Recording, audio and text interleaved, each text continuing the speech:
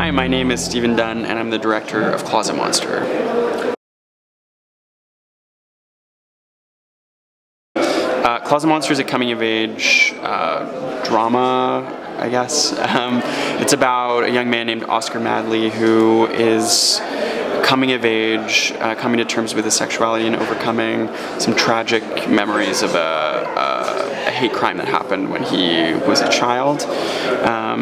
But it's also kind of funny. He's like dealing with his problems through his best friend, who's a talking hamster, played by Isabella Rossellini. Funny enough, when we approached Isabella Rossellini to play the hamster, she was very excited. We sent her the film, and she basically got back to us right away, and was like, "Of course I will play the hamster, like absolutely."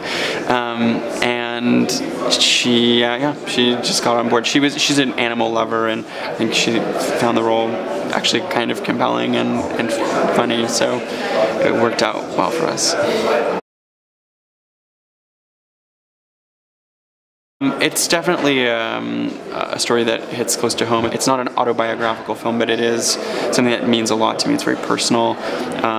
It's inspired by, there's a hate crime in the film which actually is inspired by a real hate crime that happened in my hometown in St. John's, Newfoundland, in Canada, when I was growing up, and it was a very disturbing crime that affected a lot of people and instilled a fear in a lot of people of their sexuality. And for me, it was very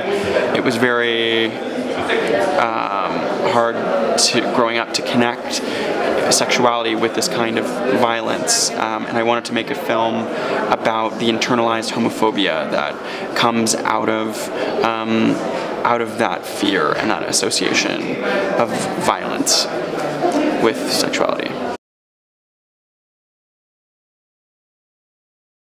Unfortunately, so Canada is a very progressive country, and we've got amazing civil rights and equal rights for the most part for queer people. But unfortunately, as soon as you step outside of the Toronto, Montreal's, Vancouver's, it can be sometimes like going back in time, and there's still unfortunately, like a lot of hate in these smaller communities. I grew up on an island in Newfoundland, so it was more remote, and while things have changed quite a lot over the years, there is still some homophobia embedded in the culture, but I feel very optimistic that we're taking a lot of steps in the right direction, but it is a very slow process. Wow, the Munich Film Festival means a lot to me, actually, because in university, my short film, Life Doesn't Frighten Me, played at the film school, Munich Film School Festival, and won the Arte Prize, which actually helped me pay for tuition and be able to make more movies after film school. So to be able to come back now 4 years later, or 3 years later with my first feature is a huge honor. I love Munich so much, and I'm just so happy to be back.